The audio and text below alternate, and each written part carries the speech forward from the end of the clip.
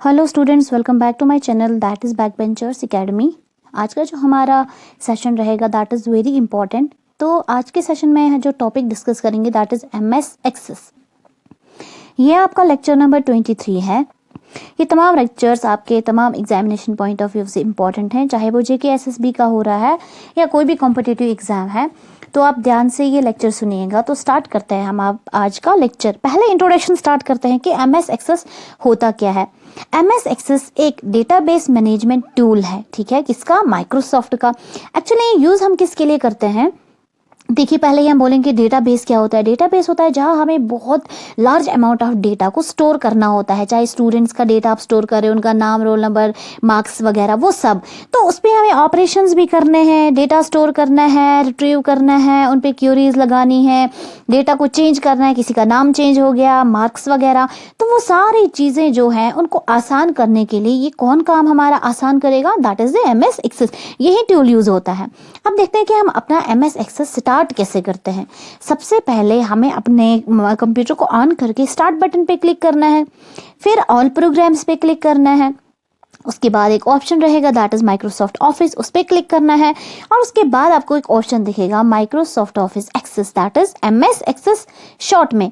तो इस पर क्लिक करोगे, जैसे ये देखिए ग्रीन बटन स्टार्ट पे क्लिक किया, उसके बाद हाईलाइट ब्लू में प्रोग्राम, फिर अनदर बॉक्स ओपन हुआ तो यहाँ पे ऑल प्रोग्राम्स में माइक्रोसॉफ्ट ऑफिस में चले गए।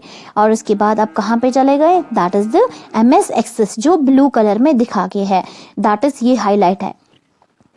अब हम देखते हैं थोड़ा सा ये लगता कैसे है माइक्रोसॉफ्ट एक्सेस, इसकी स्क्रीन की लेआउट कैसी है।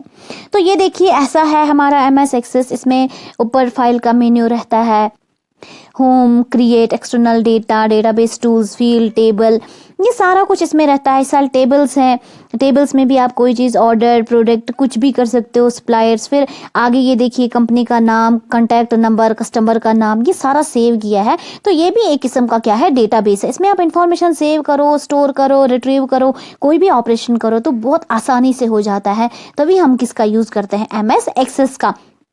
तो ये था स्क्रीन लेआउट। अब थोड़ा सा हम देखते हैं एक और इम्पॉर्टेंट चीज़ जो आपकी है, जो हमारा एक्सटेंशन है एमएस एक्सेस का by default, that is ACCDB, ठीक है। ये सारा स्मॉल में है एक्चुअली।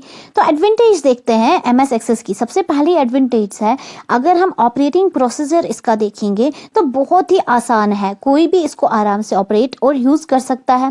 सेकंड चीज़, बाकी सॉफ्टवेयर से काफ़ी चीपर है और किसी भी कंप्यूटर में, मतलब मोस्ट ऑफ द 90% कंप्यूटर्स में आप आराम से इंस्टॉल कर सकते हो इस सॉफ्टवेयर को विदाउट एनी टेंशन। कोई भी टेंशन नहीं होगी, आराम से इंस्टॉल हो जाएगा। अनदर जो आपके पास इंपॉर्टेंट चीज़ है हमारा एमएस एक्सेस का, ये हमें बहुत ही एक्सीलेंट GUI प्रोवाइड करता है। GUI बोले तो ग्राफिक यूजर इंटरफेस। अब ये तो ग्राफिक यूजर इंटरफेस करता है, तो बाकी क्या करते हैं? जो कुछ बाकी जो सॉफ्टवेयर हैं वो प्रोवाइड करते हैं CUI, that is console operating interface. तो अनदर जो इम्पोर्टेंट है, टेबल क्रिएशन जो होती है डेटाबेस के लिए, वो बहुत ईजी है। यहाँ अपने डेटा को आराम से हम टेबल में यहाँ डाल सकते हैं एमएस एक्सेस में। ये भी एक काफ़ी अच्छी एडवांटेज है।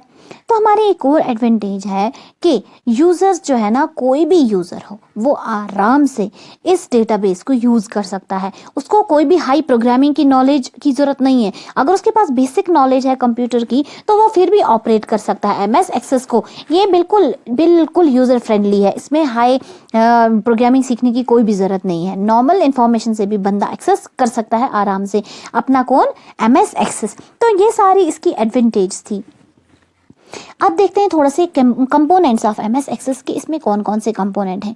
बेसिकली 4 कंपोनेंट्स रहते हैं। पहला रह गया टेबल।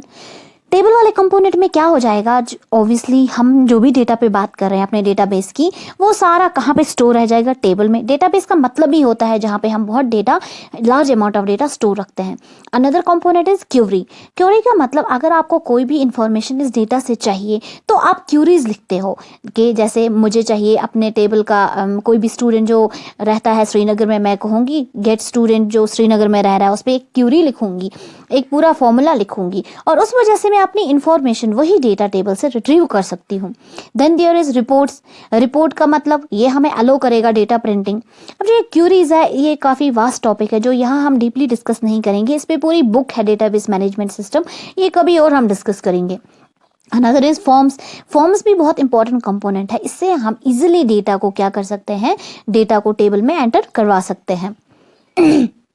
तो ये चीज़ अब ये देखिए थोड़ा सा मैंने डायग्रामेटिकली दिखाया है, टेबल्स, फॉर्म्स, क्यूरीज, रिपोर्ट्स, ये है इसका थोड़ा सा डायग्राम ताकि आसानी से बंदा समझ पाए। तो ये थे हमारे एमएस एक्सेस के कुछ इंपॉर्टेंट कंपोनेंट्स। अनदर जो है हमारे पास एमएस एक्सेस के टेम्पलेट्स देखते हैं कौन कौन से हैं, ठीक है। तो इसके जो इंपॉर्टेंट 6 टेम्पलेट्स हैं, पहला होता है एसेट्स। एसेट्स हमें इस्तेमाल होता है किसके लिए, जितने भी हमारे एसेट्स हैं उस पर एक ट्रैक रखने के लिए, ठीक है, to keep an track on asset. जैसे फॉर एग्जांपल आपका कंप्यूटर पे ट्रैक रखना, ऑफिस इक्विपमेंट्स पे, या जो भी पीपल मैनेज कर रहे हैं डेटा या ऑन कर रहे हैं कोई चीज़, अपने अपने कॉलम्स को शो करना है, अपने कॉलम्स को हाइड करना है, अपने ईमेल्स को सेंड करना है, ये सारी चीज़ें जितनी भी हैं मैनेजमेंट की, ईमेल्स, कॉलम्स, वो सारा किस में जाता है, एसेट्स में। Another is contact. तो कॉन्टैक्ट्स के लिए इंपॉर्टेंट है, ये क्या करेगा, ये हमारे पास डेटाबेस ऐसा बनाता है जिसमें हम लोगों की इन्फॉर्मेशन को सेव रखते हैं।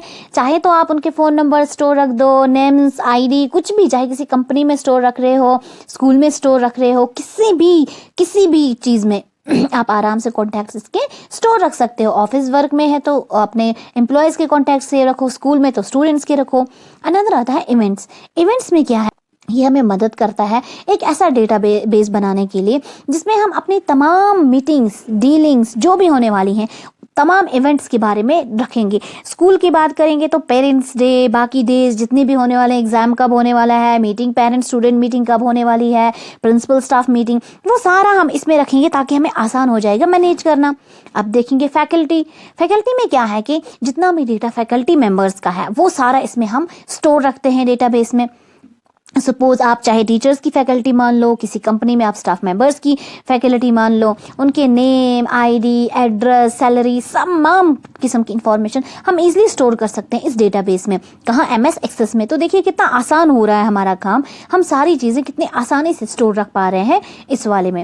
अनदर हमारे पास मार्केटिंग प्रोजेक्ट्स, ये हमारे पास यूज़ होता है किसके लिए, मार्केटिंग प्रोजेक्ट्स जितने भी हैं उनके लिए जो डेटाबेस हमें चाहिए, जहाँ पे हम मार्केट का कोई प्रोजेक्ट है उसके बारे में डिटेल लिख रहे हैं, प्राइस लिख रहे हैं, कैसे सेल करना है, तमाम उसके रिलेटेड चीज़ें हम आराम से स्टोर कर सकते हैं एक टेबल में। और वो डेटाबेस हमें कहाँ पे आता है, मार्केटिंग प्रोजेक्ट में, ये सारा एमएस एक्सेस में आता है।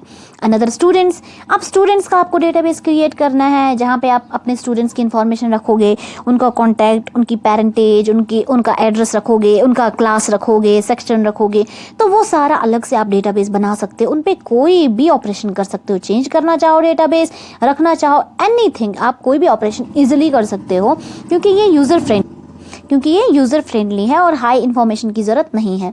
अब हम देखेंगे एक और इम्पॉर्टेंट चीज़, एलिमेंट्स ऑफ एमएस एक्सेस। इसके एलिमेंट्स कौन से हैं, पहला होता है फील्ड नेम। ये हमें क्या बताएगा कि एक पर्टिकुलर फील्ड में कौन सी टाइप की इंफॉर्मेशन सेव है, ये हमें वो बताएगा, अपने फील्ड का नाम बताएगा, ठीक है। वही टाइप ऑफ इंफॉर्मेशन जो किसी भी पर्टिकुलर फील्ड में सेव है, जिस फील्ड के बारे में हम बात करें। अनदर फील्ड टाइप या डेटा टाइप, ये हमें क्या बताएगा, ये बताएगा किस तरह का डेटा हमारे उस पर्टिकुलर फील्ड में स्टोर हो रहा है, किस तरह का, ये न्यूमेरिक डेटा है, कौन सा डेटा है, वो सारा हमें कौन बताएगा, फील्ड टाइप, या जिसको हम बोलेंगे डेटा टाइप। अनदर जो है हमारे पास, दैट इज फील्ड लेंथ। नाम से पता चल रहा है, ये हमें बताता है मैक्सिमम नंबर ऑफ कैरेक्टर्स एक फील्ड में कितने हैं, मतलब उसका कितना साइज है, वेदर 20 है, 10 है, कितने कैरेक्टर्स हम एक टाइम पे मैक्सिमम स्टोर कर सकते हैं, length. Then there is primary key, ये बहुत ही इंपॉर्टेंट है। प्राइमरी की हमें यूज़ होती है किसी भी टेबल के रिकॉर्ड को यूनिकली आइडेंटिफाई करना। प्राइमरी की टेबल में सिर्फ एक होती है और ये की ज़रूरी है, वो की होनी चाहिए जो चेंज बार बार ना हो। जैसे ये हमारा टेबल है, इसमें रोल नंबर है, नेम है, एज है, बाकी को टेबल है जीपीए। तो इसमें सबसे इंपॉर्टेंट जो है, नेम तो चेंज हो सकता है, एज भी चेंज होती रहती है, सब कुछ चेंज, लेकिन जो रोल नंबर है ये बार बार चेंज नहीं होता, ठीक है, ये सेम रहता है। तो यहाँ पे यूनिकली कौन हमारे इस रिकॉर्ड को आइडेंटिफाई कर रहा है, that is roll number, bar bar change नहीं हो रहा है। रोल नंबर 1 का स्टूडेंट सिर्फ एक ही नाम का स्टूडेंट होगा, आर्या, दूसरा नहीं होगा, डबल नहीं होगा। तो प्राइमरी की हमेशा वो की देखी जाती है जो बार बार चेंज ना हो और किसी भी रिकॉर्ड को यूनिकली आइडेंटिफाई करे। Another is validation rule. Validation rule में क्या है कि ये वो कंडीशन है जब हम अपने डेटाबेस में कोई डेटा डालते हैं उससे पहले ये वैलिडेशन रूल की जो कंडीशन है ये एक्सेप्ट होनी चाहिए, वो डेटा उसको एक्सेप्ट करना चाहिए। अनदर इज हमारा फिल्टरिंग डेटा। ये देखिए ये भी बहुत इंपॉर्टेंट है। फिल्ट्रेशन मतलब फिल्ट्रेशन नॉर्मल कॉमन वे में हम यूज करेंगे तो वो चीज़ जो हमें चाहिए, रेजिड्यू को बाहर निकालो, फिल्टर करके चीज़ चाहिए, तो वही डेटाबेस में है आपको। जैसे फॉर एग्जांपल ये डेटा है, ये देखिए इसमें रिकॉर्ड्स हैं, पहले डेटा का कॉलम हमने किया, देन फिल्टर। अब देखिए हमने किया यहाँ सिलेक्ट ऑल, क्या किया हमने, ईस्टर्न कंपनी, तो देखिए ईस्टर्न कंपनी का डेटा मिल गया।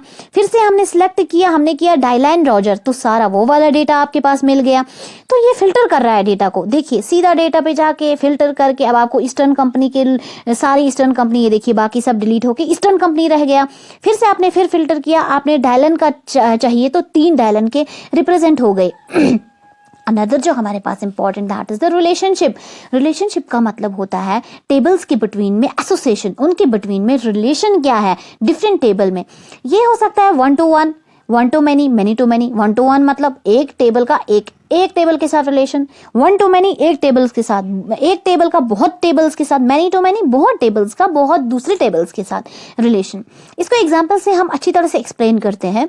सबसे पहले एग्जांपल हम देखते हैं 1 to 1। ये देखिए टेबल स्टूडेंट्स का एक टेबल है और कंटैक्ट इन्फो टेबल है। ये एक टेबल सिर्फ एक टेबल के साथ लिंक है, स्टूडेंट का आईडी दूसरे स्टूडेंट के आईडी के साथ, तो ये हो गया 1 to 1 रिलेशनशिप, ठीक है। तो इसी तरह से हम अनदर रिलेशनशिप जो आती है that is 1 to many। 1 to many का मतलब जब एक एक टेबल की रिलेशनशिप बहुत अनदर टेबल्स के साथ होगी। जैसे पहला टेबल यहाँ पे है हमारा कस्टमर टेबल, ये एक ही टेबल है, तो यहाँ पे जो ऑर्डर्स टेबल है ये डिफरेंट टाइप के हैं। तो कस्टमर एक टेबल, ये ऑर्डर 2 3 4 कुछ भी कई सारे ऑर्डर्स दे सकता है, तो हो गया एक टेबल की रिलेशनशिप बहुत सारों के साथ है। अनदर जो लास्ट टाइप की रिलेशनशिप है that is many to many. यहाँ बहुत से टेबल्स होते हैं जिनको बहुत अनदर टेबल्स के साथ रिलेशनशिप है। दैट मीन्स जैसे हमारे पास एक टेबल है यहाँ पे ऑथर और बुक्स का, तो ये ऑथर्स की कई सारी बुक्स हो सकती हैं, तो इन बुक्स की कई सारे ऑथर्स हो सकते हैं। इन ऑथर्स का अनदर टेबल्स के साथ रिलेशन होगा जिनमें बुक्स का नाम होगा, और बुक्स का अनदर टेबल के साथ रिलेशन जिनमें ऑथर्स का नाम। तो last one is attributes. Attributes होता है हमारी एंटाइटी, कैरेक्टरिस्टिक्स किसी भी एंटाइटी के। सपोज आपके पास एक टेबल है, उसका नाम है स्टूडेंट टेबल, तो स्टूडेंट के एट्रीब्यूट कौन कौन से होंगे, जैसे आप roll number, section, name, branch, कोई भी चीज़ जो आप स्टोर रखते हो वो होंगे स्टूडेंट टेबल के एट्रीब्यूट्स। ये हमारे पास 8 इंपॉर्टेंट थे हमारे पास एलिमेंट्स किसके, MS एक्सेस के। तो आई होप आपको आज का वीडियो समझ आया होगा। तो kindly like, share, comment and save, and if you are new then subscribe my channel.